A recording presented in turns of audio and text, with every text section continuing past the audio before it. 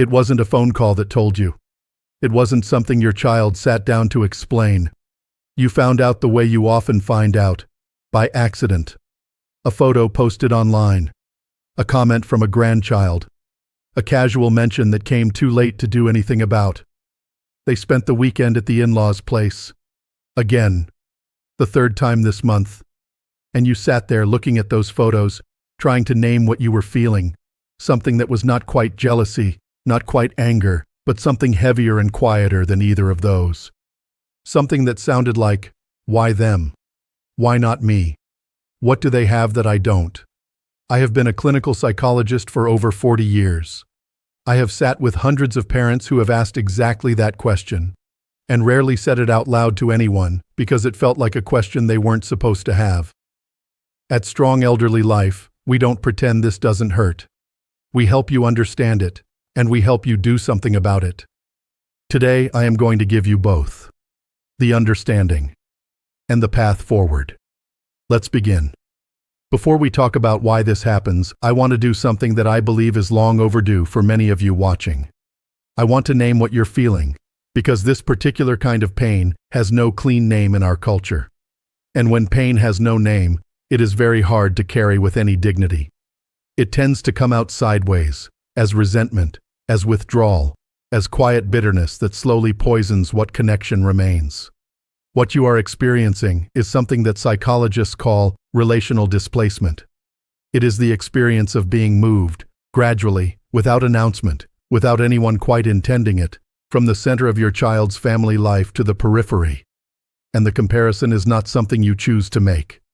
It is involuntary and constant. Every holiday they spend over there.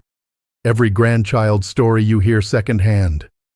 Every decision made in consultation with the other family, while you find out after the fact. There is also a shame layer here that I want to address directly.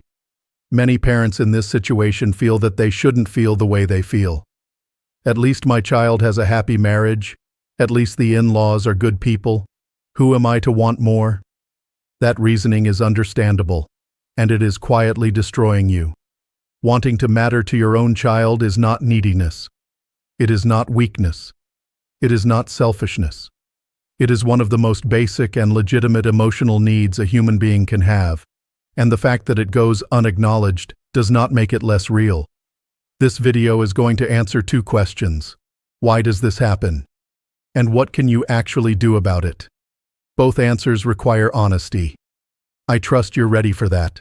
The first reason is the one that stings most, because it is the most honest. Your relationship with your child carries 40 years of accumulated history. 40 years of memories, some warm, some complicated. 40 years of expectations, spoken and unspoken. 40 years of old roles, old conflicts, old ways of relating that resurface the moment your child walks through your door. The in-laws began a relationship with your child in adulthood. Clean slate.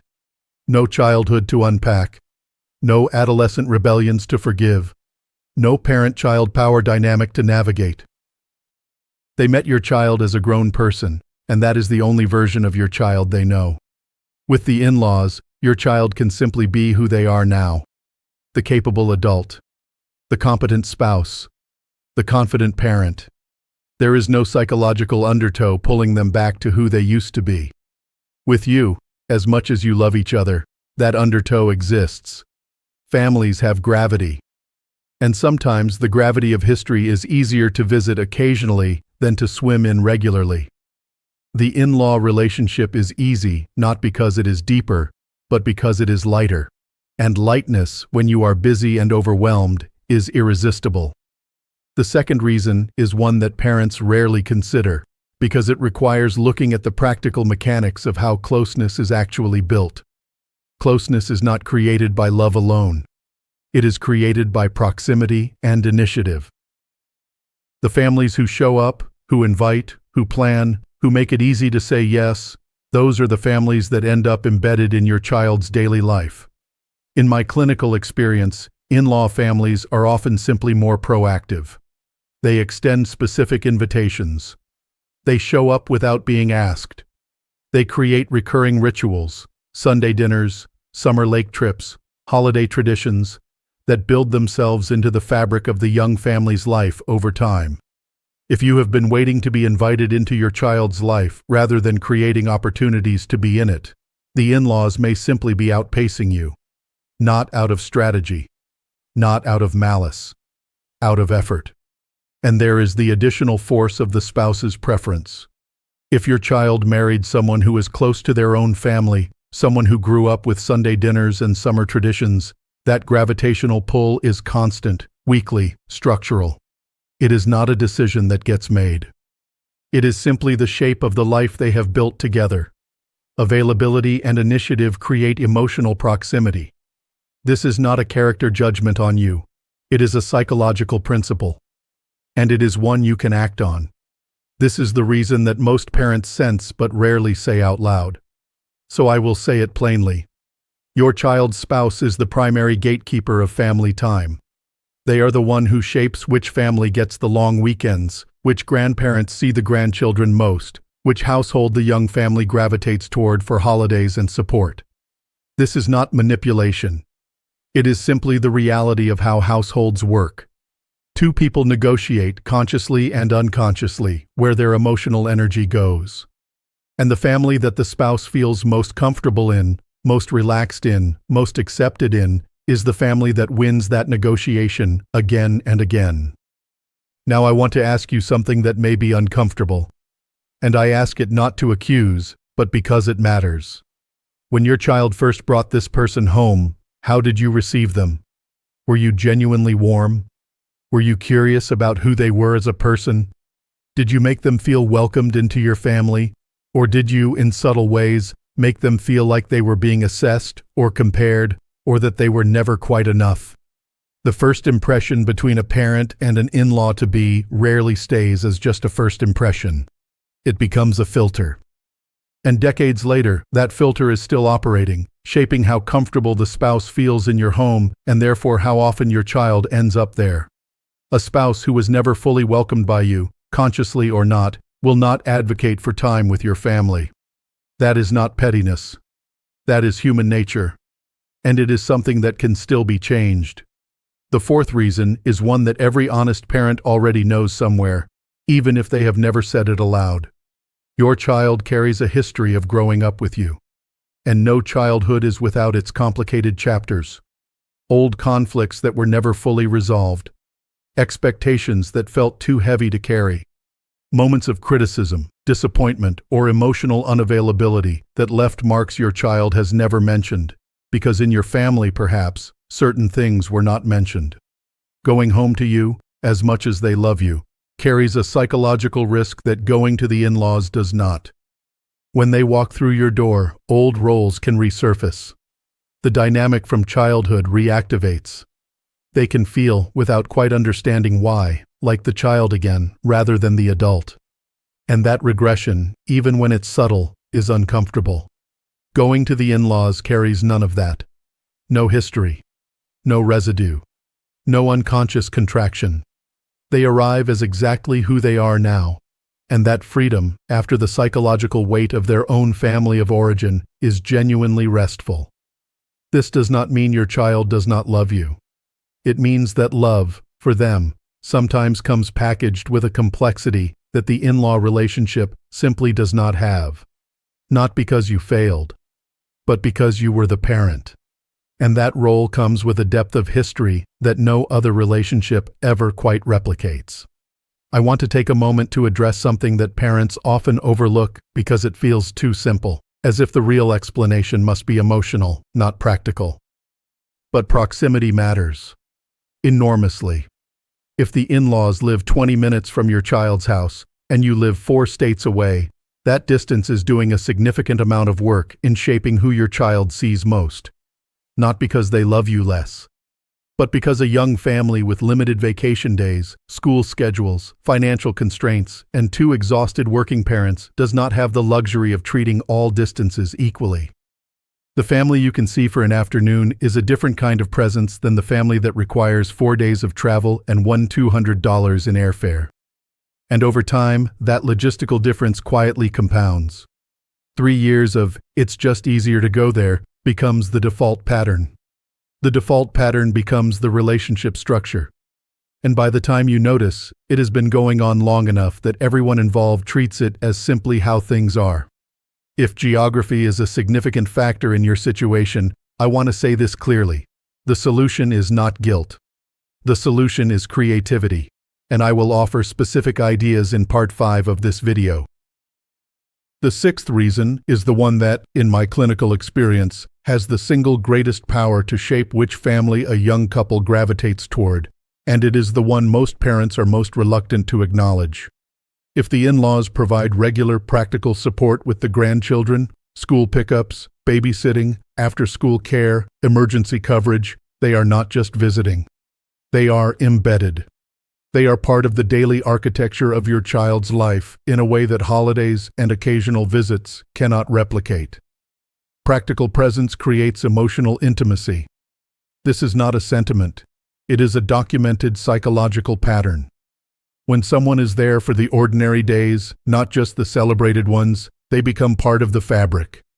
Your child is not choosing the in-laws over you as an ideological statement. They are often choosing convenience and support in the exhausting context of raising a young family. And convenience, when you are running on empty, has a gravitational pull that love alone, expressed from a distance or offered only during scheduled visits, cannot always match. This is painful to hear, but it contains information you can act on. Practical presence, whatever form you can offer it in, is the single most powerful way to shift this dynamic over time. This is the section of the video that other channels skip. At Strong Elderly Life, we don't skip it, because skipping it is exactly what keeps people stuck. I am going to ask you a series of questions. These are not accusations. They are the questions I would ask any parent sitting across from me in my office, because honest self-reflection is the only foundation from which real change is possible. Please sit with each one. Have you welcomed your child's spouse with genuine warmth, or with a subtle undercurrent of competition, comparison, or conditional acceptance? Have you expressed, directly or indirectly, that time spent with the in-laws is time taken from you? Have your child's visits left them feeling guilty about where else they've been? When your child visits, do they leave feeling lighter or heavier? Do your visits tend to carry emotional weight, unsolicited advice, unresolved tensions, conversations that circle back to old grievances? Have you made it genuinely easy for your child to be close to you? Clear invitations, specific plans, low-pressure presence, or has closeness with you always required a degree of emotional management that the in-law relationship does not? These are hard questions. I know that. But the parent who can sit with them honestly, without spiraling into self-blame, and without dismissing them defensively, that parent has something extraordinarily valuable. They have agency. Because here is the truth. If your child gravitates toward the in-laws, partly because your home is emotionally heavier, that is something you have the power to change. Not all of it. Not overnight. But meaningfully, genuinely, if you are willing to do the work. This is not blame. Blame assigns fault and stops there. This is agency, which identifies what is within your control and moves toward it. Those are completely different things, and only one of them changes anything. This is Strong Elderly Life. No platitudes. No, just be patient and it will work out. Here is what the research and 40 years of clinical experience tells us does not work. Do not make your child choose between their family and yours. It will backfire every time. When forced to choose, people choose the path of least conflict, and that path almost always runs toward the in-laws, because the in-law relationship carries less historical charge. You will not win a forced choice. You will only damage the relationship further. Do not express your pain through criticism of the in-laws. Every time you say something dismissive or critical about the in-law family, your child does not nod and agree. They go quiet, they grow defensive, and they file it away. The in-laws become something they feel they need to protect, and you become someone they are guarded around. Criticism of the people your child loves is criticism of your child's choices. They feel it that way, even if you do not intend it that way. Do not use guilt as a strategy. including the subtle versions. After everything I've done for you, I just don't know why you can't make more time. Your father and I won't be here forever, you know. Even when these words come from genuine pain, they land as manipulation. And manipulation, even well-intentioned, creates distance, not closeness. Do not involve the grandchildren in the tension. Children are extraordinarily sensitive to loyalty conflicts between grandparents. When they feel caught between two family systems, it creates anxiety that follows them for years. The grandchildren are not leverage. They are not messengers. Keep them completely out of the adult dynamic. Do not compete, because you cannot win a competition for your child's affection. You can only win by becoming someone they genuinely, freely want to be around. That is not a competition. That is an invitation. And invitations work entirely differently than contests. If there is one behavioral shift that I have seen produce the most consistent results across the families I've worked with, it is this one. Stop waiting to be included, and start creating specific opportunities to be together. "You should come visit sometime" is not an invitation. It is a wish. And wishes do not compete effectively with the concrete, recurring invitations the in-law family has been extending for years. A real invitation sounds like this. "We'd love to have all of you for the long weekend of specific date. I'll take care of the food. All you need to do is show up. We can keep it completely low-key." Specific date. Specific logistics already handled. No pressure embedded in the language. An easy yes. The psychology behind this is straightforward. People choose the path of least friction. Your job is to make saying yes to you as frictionless as possible, and to do so consistently, not just when you are feeling hurt or forgotten. Initiate with specificity. Make it easy. Make it recurring. I want you to do something honest and slightly uncomfortable.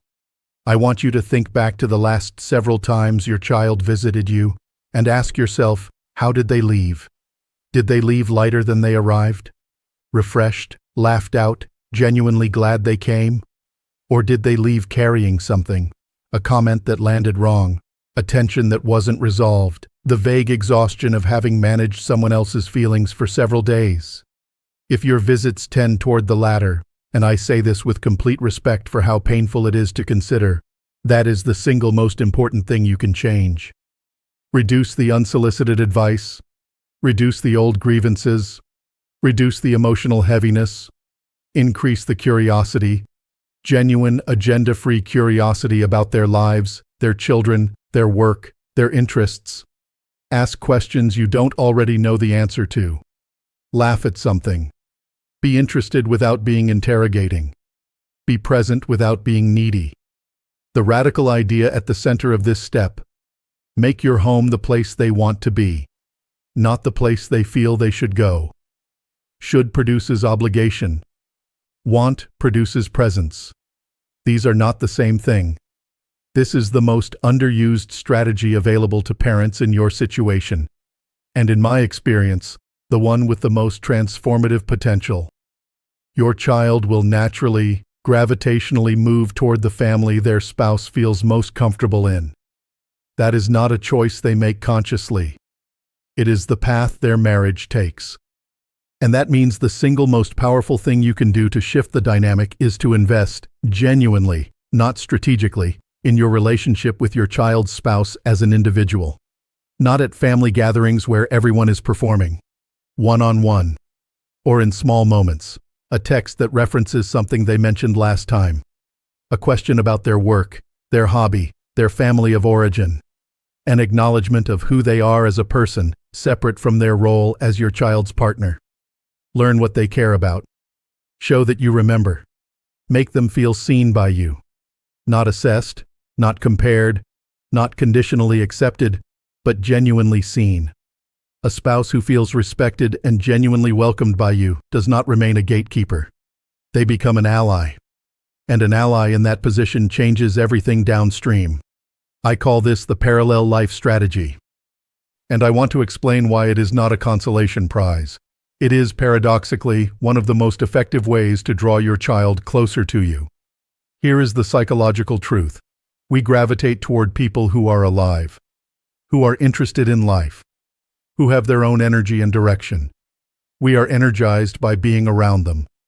Conversely, and this is the difficult part, we tend to distance ourselves from people who have made us their primary source of meaning. Not because we don't love them, but because the weight of being someone's whole world is very heavy.